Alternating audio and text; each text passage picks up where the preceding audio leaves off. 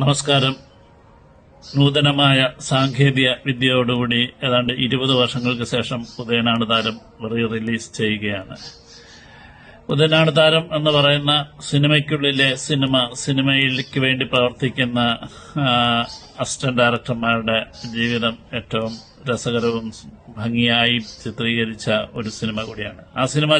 ആ സിനിമയുടെ റിലീസിന്റെ സമയത്ത് പലരും ചോദിച്ചിട്ടുണ്ട്, ഇത് നിങ്ങളുടെ സിനിമയാണോ അല്ലെങ്കിൽ നിങ്ങളുടെ ജീവിതത്തിന്റെ നിങ്ങളുടെ കഥയാണോ എന്ന് വരെ ചോദിച്ചിട്ടുണ്ട്.